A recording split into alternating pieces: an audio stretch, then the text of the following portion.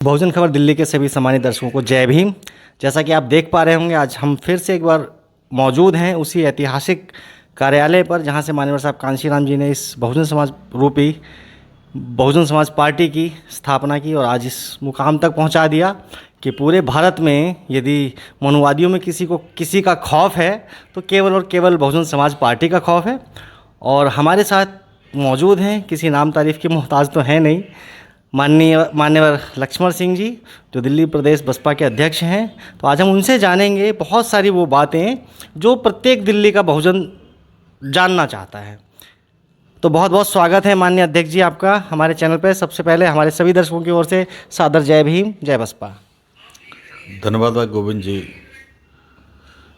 और मैं आपके चैनल के माध्यम से दिल्ली प्रदेश में जो विधानसभा के आम चुनाव होने जा रहे हैं, जो 5 फरवरी 2025 को चुनाव होगा, मैं तमाम दिल्ली वासियों के सर्व समाज के लोगों से, ख़ास तौर से SC ST OBC माइनॉरिटी के और इस देश सर्व समाज में जो दबे कुछ लोग हैं उनसे अपील करता हूं कि आने वाले 5 तारीख को बहुजन समाज पार्टी के तमाम दिल्ली प्रदेश में जो प्रत्याशी लड़ रहे हैं उनको हाथी के सामने वाला बटन दबा करके विजयी बनाने का काम करेंगे। जी बहुत बढ़िया। अध्यक्ष जी, सबसे पहली चीज़, जैसा कि चुनाव का माहौल है और आप दिल्ली प्रदेश की तरफ से कल लिस्ट जारी हो चुकी है पूरे 70 प्रत्याशियों की, तो उसमें एक छोटा सा कन्फ्यूजन है। उस लिस्ट में 69 कैंडिडेट्स हैं, एक कम है। तो यदि आप चाहें तो हमें बता सकेंगे कि एक वो सीट कौन सी है, उसके क्या कारण है जहाँ पे वो बसपा का प्रत्याशी नहीं लड़ रहा है? एक्चुअली एक सीट बाबुरपुर विधानसभा है और वो आदरणीय बहन कुमारी मायावती जी का आदेश था, निर्देश था कि हमें किसी क्रिमिनल व्यक्ति को नहीं लड़ाना है। तो वहाँ व्यक्ति तैयार था और जब उसकी बाद में लास्ट समय पर उसकी पुलिस वेरिफिकेशन आई तो उसमें उनके नाम मुकदमा निकला। इस कारण से माननीय बहन जी के आदेश अनुसार और माननीय बहन जी की जो आदेश था उसको पालन करते हुए हमने उनको वहाँ चुनाव नहीं लाया। इस कारण से एक बाबुरपुर की सीट छूट गई है, जो अब बहुजन समाज पार्टी 69 सीट पर दिल्ली प्रदेश में चुनाव लड़ेगी। चलिए, बहुत अच्छी बात, आपने बहुत बढ़िया से इस सवाल का जवाब दिया। अब बात करते हैं दिल्ली में, जैसे कि पिछले 9 अक्टूबर को 5 जोन में बांटा गया था। अब दिल्ली प्रदेश के अध्यक्ष जी हैं तो पूरी दिल्ली की बात हम करेंगे, किसी एक विशेष जोन की बात नहीं कर रहे हैं। तो 5 जोनों में हमने देखा कि एक मीटिंग माननीय आकाश आनंद भाई की हुई कोंडली में और दूसरी मीटिंग हुई एक किराड़ी विधानसभा में। क्या और आने वाले समय में इस चुनावी दौर में माननीय आकाश आनंद भाई या बहन जी की कोई रैली या कोई कार्यक्रम संभव है? मैं आपके चैनल के माध्यम से गोविंद भाई बताता हूं कि माननीय हमारे जो नेशनल कोऑर्डिनेटर हैं माननीय आकाश आनंद जी, उनकी चुनाव घोषणा से पहले ही, जब चुनाव की घोषणा नहीं हुई थी उससे पहले ही कोंडली में एक चुनावी जनसभा हुई और बहुत अच्छी हुई। और दूसरी जनसभा हमारी किराड़ी विधानसभा के अंतर्गत उनके वहाँ से हमारे जो एक जाट समाज से हमारे बहुजन समाज पार्टी के प्रत्याशी मास्टर जगबीर जी, पहले भी हमारी पार्टी के निगम पार्षद वो रहे हैं, उनकी बीवी रही हैं। तो एक चुनावी रैली वहाँ उन्होंने की। बाकी अब चुनाव घोषित हो गया तो नामांकन का दौर शुरू हुआ। तो अब नामांकन कल लास्ट हुआ है और आज स्क्रूटिनी थी और 20 तारीख को एक नाम वापसी का है। उसके बाद में रणनीति बनाएंगे, माननीय बहन जी से, माननीय आकाश जी से बात करेंगे, जितना वो टाइम दे पाएंगे, जितना हमारे जोन के जो साथी माननीय आकाश जी की और बहन जी की रैली का जो भी बात होगी, आदरणीय बहन जी का आदेश होगा तो उस अनुसार हम बताएंगे। अभी हम कंफर्म नहीं कह सकते कि कब और कहाँ होगी, इसलिए आकाश आनंद जी की तो रैली होंगी, अवश्य होंगी। आदरणीय बहन जी का अभी वो है, अगर माननीय बहन जी कहेंगे और हमारे सारे जोन के सभी साथी तैयार होंगे तो हम लोग चुनावी जनसभा माननीय बहन जी की जरूर कराएंगे। जी, बहुत अच्छी बात है। अच्छा अध्यक्ष जी, मेरे मन में काफ़ी दिनों से एक चीज़ जो मैं खुद देख पा रहा हूँ कि जैसे 5 जोन में जब से परम आदरणीय बहन जी ने बाँटा है, तो वो एकजुटता के लिए बाँटा है कि भाई सब अपनी-अपनी ज़िम्मेदारी से काम करेंगे और जिसका जैसा नतीजा आएगा, उसकी प्रत्येक व्यक्ति की ज़िम्मेदारी निर्धारित हो पाएगी। शायद ये कारण है कि जिससे और मजबूती से हम इस कार्यक्रम को आगे बढ़ा पाएँ। लेकिन देखने में ये आता है कि पाँचों लोग कभी एक साथ हमने किसी मंच पर नहीं देखे। तो क्या इस चुनावी दौर में पांचों लोग कभी एक साथ एक मंच पर हमें देखने को मिलेंगे? नहीं, ऐसा नहीं है कि 500 जोन के जो लोग हैं एक साथ नहीं बैठते हैं। वो अलग बात है, आप जब आप आएँ तो हो सकता है आपके सामने ना बैठ पाए हों। बाकी दिल्ली प्रदेश में जो माननीय बहन जी का आदेश निर्देश होता है, जो माननीय बहन जी बताती हैं, वो 500 लोग जोनों के लोग उसे फॉलो करते हैं और अपने अपने काम में अधिकतर है। चुनाव घोषित होगा तो अपने अपने जोन में वो लगे हैं, तो पार्टी ऑफिस के लोग कम आ पाते हैं जी। क्योंकि क्षेत्र में ज़्यादा काम करना है इसलिए। और अगर माननीय बहन कुमारी मायावती जी की अगर कोई जनसभा अगर होगी तो 500 जोन के लोग एक मंच पे ही होंगे। अगर जी, ये जी। पूरी दिल्ली की वही। होगी, अगर जोन बाज होंगी तो फिर जोन के लोग रहेंगे। जी। वो तो सिस्टम है, माननीय बहन जी ने जो करा है उतना लोग हमारे, क्योंकि हम और हमारे लोग सारे पार्टी बहुजन समाज पार्टी के प्रत्येक कार्यकर्ता एक अनुशासित आदरणीय बहन जी के निर्देशों का पालन करता है, अनुशासित तरीके से माननीय आकाश जी के निर्देशों का पालन करता है अनुशासित तरीके से। इसलिए हम लोग जो माननीय बहन जी का आदेश है उसका पालन करते हैं सभी। जी, बहुत बहुत साधुवाद अध्यक्ष जी। और अगली चीज़ मेरे मन में जो आती है, जैसे आपके जो मैंने खुद अपनी आंखों से देखा है, मैं उन्हीं चीज़ों पे बात करता हूँ, सुनी सुनाई पे नहीं। जैसे बदरपुर में आपने जिस प्रत्याशी को उतारा है, प्रदीप प्रधान, बेहद मजबूती से उन्होंने नामांकन किया और पूरे बदरपुर में उन्होंने बढ़िया चुनाव लड़ा जा रहा है, जहाँ तक मैं देख रहा हूँ और अपनी आंखों से देखा। कल मैं वहाँ मीटिंग में भी गया था।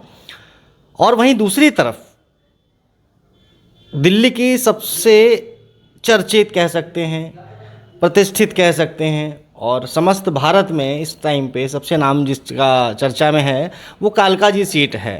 क्या आपको नहीं लगता कि वहाँ से आपने कमज़ोर प्रत्याशी को उतारा है? गोविंद भाई, हमारा प्रत्येक कार्यकर्ता जी इतना मजबूत है कि बहुत मजबूत है, ऐसा नहीं है। वो अलग बात है, हम भाई एक सीएम वहाँ से लड़ रही हैं जी अब आप कहेंगे तो सब आंकेंगे तो सीएम को ज़्यादा ताकतवर आंकेंगे जी। पर बहुजन समाज पार्टी का जो हमारा कार्यकर्ता प्रीतम जी वहाँ से लड़ रहे हैं तो कहीं कमज़ोर नहीं है। हमारी पार्टी में विधानसभा अध्यक्ष वो हैं जी। और उनको माननीय बहन जी के निर्देशानुसार और जॉन के जो हमारे साथी हैं सुजीत जी, उन्होंने जो उनका नाम दिया है तो वो मजबूती के साथ लड़ेंगे, ऐसा नहीं है। और वैसे तो जब सीएम के सामने लड़ रहे हैं तो अपने मजबूत तो हैं ही, इसमें कोई दो राय नहीं है, ठीक है ना। तो बहुजन समाज पार्टी बहुत मजबूत तरीके से लड़ी, कोई दिक्कत नहीं। जी हाँ दर्शकों, देख सकते हैं आप कि बहुजन समाज पार्टी के काम करने का जो कार्यशैली है वो किस प्रकार की रहती है। जिस कालका जी सीट पर बड़े बड़े उद्योगपति, धन्ना सेठ और करोड़पति लाइन लगाकर खड़े थे कि बहुजन समाज पार्टी हमें टिकट दे दे, हमें टिकट दे दे, वहाँ पर एक झुग्गी झोपड़ी में रहने वाले एक सामान्य कार्यकर्ता, एक विधानसभा अध्यक्ष, डीटीसी जैसे विभाग में संविदा पर कार्यरत यानी कॉन्ट्रेक्चुअल वर्कर प्रीतम सिंह गौतम जैसे कार्यकर्ता को जब बहुजन समाज पार्टी इतना बड़ा सम्मान देती है, इतना बड़ा मौका देती है, तो ये बसपा की कार्यशैली साबित करती है कि बहुजन समाज पार्टी कहीं से भी कमज़ोर नहीं है और बसपा के कार्यकर्ताओं का जो मनोबल है वो किसी से भी लड़ने में और किसी को भी हराने में सक्षम है। तो हम आशा और उम्मीद कर सकते हैं कि बहुजन समाज पार्टी के पार्टी की तरफ से उनका कुछ आर्थिक सहयोग या कुछ और पार्टी के प्रचार प्रसार के लिए उनकी कुछ सहायता की कुछ अपील करना चाहेंगे अपने बहुजन समाज के लोगों की ओर से कि भाई जो हमारे जो जहाँ पर भी पूरी दिल्ली में हमारे सम्मानित साथी जो कमज़ोर हैं, थोड़े बहुत भी आर्थिक तौर पर, मनोबल में तो बेहद मजबूत हैं, लेकिन जो आर्थिक तौर पर उतने सक्षम नहीं हैं, तो क्या उनके सहयोग की आर्थिक अपील करना चाहेंगे अध्यक्ष जी आप? हमारा कार्यकर्ता और जो चुनाव लड़ने गया है तो समाज के बल पर और बहुजन समाज में जो हमारे लोग रह रहे हैं सभी उनके बल पर चुनाव लड़ने के लिए गया है और बेहद मजबूती के साथ समाज उनके साथ खड़ा है और उन्हें चुनाव लड़ाएगा, मजबूती के साथ चुनाव लड़ाएगा समाज। और वहाँ से बहुत तगड़ी फाइट रहेगी वहाँ पर कालका जी में। तो आप बिल्कुल निसंकोच हम कह सकते हैं कि वहाँ का हमारा जो कार्यकर्ता बेहतर अच्छे नतीजा बेहतर रहेगा, इसमें कोई दो राय नहीं है। जी बहुत बहुत साधुवाद। तो आप देख सकते हैं हमने कई तरीके के सवाल किए और मुझे लगता है कि अब ज़्यादा देर होते जा रही है, तो अंत में केवल एक सवाल लेते हैं माननीय अध्यक्ष जी से, जो सबके मन में होगा कि भाई 70 सीटों में से 69 पर बसपा लड़ रही है, नतीजे की क्या उम्मीद है? क्या हम कम से कम 7 सीटें जीत पा रहे हैं दिल्ली में? देखिए, इसको तो कोई नहीं कह सकता जी कि कन्फर्म कि कितने जीत पा रहे हैं, मगर दिल्ली प्रदेश में चतुर्थी मुकाबला है जी, चार कोण का चतुर्थी मुकाबला है पूरे दिल्ली प्रदेश में तमाम सीटों पर। और जब चतुर्थी मुकाबला है तो बहुजन समाज का जो वोट, इतना वोट है हर विधानसभा में कि हम अपने बल पर, और हमने अधिकतर कार्यकर्ताओं जो चुनाव लड़ने का काम किया है वो उन्होंने समाज के बीच में काम भी किया है, समाज उन्हें बेहतर जानता है। तो इसीलिए चौंकाने वाला रिजल्ट दिल्ली प्रदेश 2025 में आएगा, आपको देखने को मिलेगा। जी बहुत बहुत धन्यवाद, बहुत बहुत साधुवाद अध्यक्ष जी।